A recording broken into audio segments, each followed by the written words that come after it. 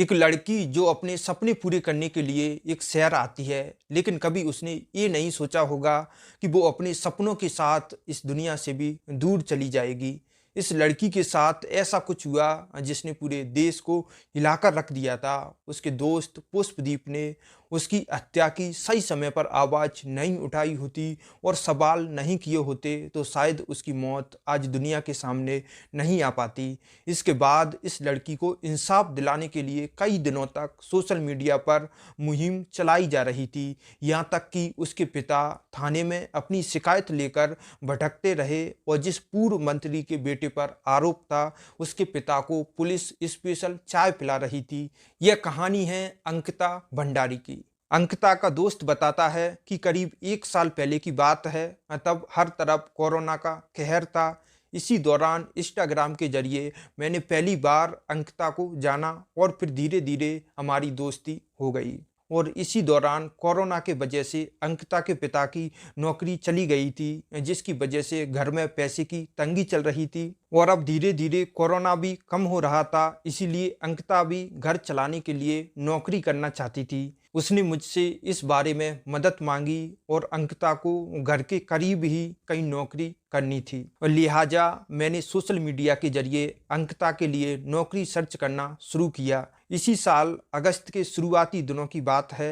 एक job site पर मुझे वंत्रा रिजॉर्ट का ऐड दिखा। इस ऐड के लिए अलग अलग पोस्ट पर फीमेल स्टाफ की ज़रूरत थी। इस ऐड में ये भी लिखा था कि सिर्फ वे लड़कियां यहाँ अप्लाई करें जो घर से बाहर रहने के लिए तैयार हैं। और इस ऐड में उसके रहने के लिए यहाँ सारी सुविधाएं देने की बात भी कही गई थी। और अलग अलग पोस्ट के लिए सैलरी 8,000 से 16,000 के बीच में थी। ये रिजॉर्ट अंकिता के घर से करीब 150 किलोमीटर दूर था। मुझे लगा ये अंकिता के लिए अच्छा रहेगा।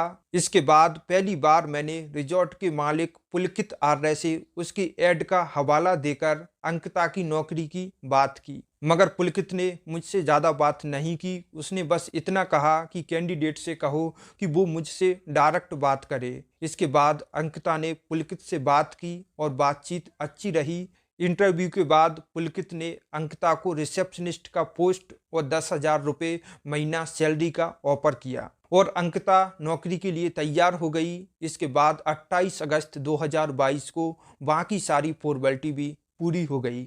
फिर अंकिता को 3 सितंबर को ज्वाइन करने के लिए कहा गया और अंकिता अपनी पहली नौकरी से बहुत खुश थी, लेकिन उसे यह नहीं पता था कि यह उसकी आखिरी खुशी है। और जब वो 3 सितंबर को रिजॉर्ट पहुंची तो उसने पाया कि वहाँ उसके अलावा और कोई फीमेल स्टाफ नहीं है। इस बारे में जब उसने पुलकित से पूछा तो पुलकित ने बताया कि उसने होटल के सारे स्टाफ को कुछ वक्त पहले ही निकाल दिया है। पुलकित ने बताया कि कुछ वक्त पहले यहाँ प्रियंका नाम की लड़की काम किया करती थी, मगर वह चोरी करते हुए पकड़ी गई, इसीलिए मैंने सभी स्टाफ को नौकरी से निकाल दिया। मगर उसने अंकिता को भरोसा दिलाया कि जल्दी ही रिजॉर्ट में और भी फीमेल स्टाफ ज्वाइन करने वाला है। इसके बाद मुझे अंकिता ने बताया कि पुलकित ने सचमुच पुराने सभी स्टाफ को निकाल दिया है, सिवाय 2 लोगों की, एक सौरभ और दूसरा अंकित। सौरभ रिजॉर्ट का मैनेजर है, मगर असलियत ये है कि वो पुलकित का ना सिर्फ बचपन का दोस्त है बल्कि दोनों ने साथ में पढ़ाई भी की थी। अंकित भी पुलकित का पुराना राजदार है। अंकिता ने रिजॉर्ट में नौकरी तो शुरू कर दी, पर उसे जल्दी ही एहसास हुआ कि यहाँ ठहरने के लिए टूरिस्ट बहुत कम आते हैं। रिजॉर्ट ज़्यादातर पार्टियों के लिए बुक होता है। रिजॉर्ट में सिर्फ 13 कमरे हैं, जबकि कुछ कमरे बन रहे थे और पार्टी के लिए सारे कमरे बुक किए जाते थे। पार्टी भी ज़्यादातर वीकेंड में हुआ करती थी। अंकिता की ज्वाइनिंग के पहले हफ्ते में ही ऐसे ही एक पार्टी में एक गेस्ट ने शराब पीने के बाद अंकिता को जबरन गले लगाने की कोशिश की। इस पर अंकिता ने उसी समय पुलकित से उसकी शिकायत की। तब पुलकित ने उस गेस्ट को अंकिता के सामने खूब डांटा। ये देखकर अंकिता की नज़र में पुलकित के लिए इज्जत बढ़ गई थी और पुलकित भी रिजॉर्ट में रहा करता था। हालांकि उसका घर हरिद्वार में है। धीरे धीरे वो अंकिता के करीब आने की कोशिश करने लगा। उसने अंकिता को स्कूटी और कार ड्राइविंग सिखाने की कोशिश की, ये कहकर कि कई बार गेस्ट को आसपास ले जाना होता है। फिर एक दिन पुलकित ने अंकिता से कहा कि रिजॉर्ट में गेस्ट आने वाले हैं और कमरे नहीं हैं, इसीलिए तुम मेरे बराबर वाले कमरे में शिफ्ट हो जाओ। और रिजॉर्ट में पुलकित जिस कमरे में रहता था वो 2 कमरे का सेट था, लेकिन इंटरकनेक्टेड था। और 1-2 दिन अंकिता उस कमरे में अकेली रही और ज्वाइनिंग के दूसरे हफ्ते में पुलकित ने एक बार फिर गेस्ट आने और कमरे ना होने की बात कहकर अंकिता को अपने साथ उसी इंटरकनेक्टेड रूम में शिफ्ट होने को कहा। ये दूसरी बार था, मगर इस बार पुलकित ने अंकिता के रूम में बैठकर शराब पी,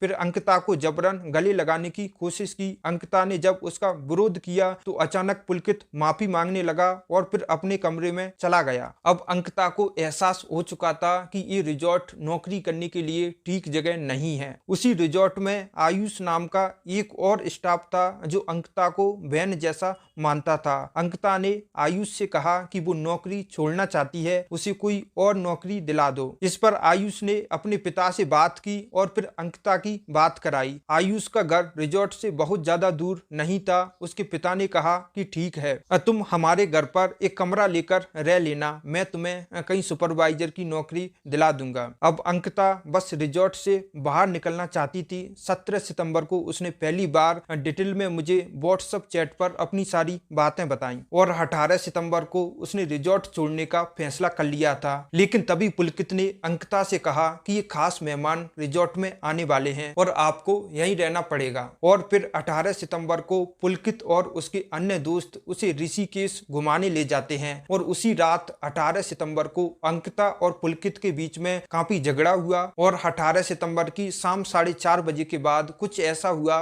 जिसके बारे में उसने कभी नहीं सोचा था। पुलकित ने उसका मुंह दबाया और हाथ में चोट पहुंचाई, फिर उसे धमकी देने लगा कि वो पुलिस को फोन कर चुका है और पुलिस उसे अश्लील हरकतों के लिए गिरफ्तार कर लेगी। असल में पुलकित अंकिता से देह व्यापार कराना चाहता था। वो चाहता था कि रिजॉर्ट में आने वाले गेस्टों को अंकिता खुश करे। फिर वे रास्ते में रिजॉर्ट लौटते समय एक नहर के पास रुकते हैं जहां अंकिता और पुलकित में फिर से लड़ाई होने लगती है। तो गुस्से में अंकिता ने पुलकित का मोबाइल छीनकर नहर में फेंक दिया। इसके बाद पुलकित भी गुस्से में हाथापाई करने लगा और अंकिता को धक्का देकर नहर में गिरा देता है। इसके बाद पुलकित और उसके दोस्त रिजॉर्ट लौट आए। जब रिजॉर्ट में इनसे पूछा गया कि अंकिता कहाँ है तो इन्होंने कहा कि अंकिता हमारे साथ नहीं गई थी। फिर अगली सुबह कहने लगे कि पुलकित और अंकिता हरिद्वार गए हैं। इसके बाद अंकिता का दोस्त अंकिता के परिवार वालों को पूरी बात बताता है। जब अंकिता का पिता थाने में शिकायत लिखवाने जाता है तो पुलिस उसे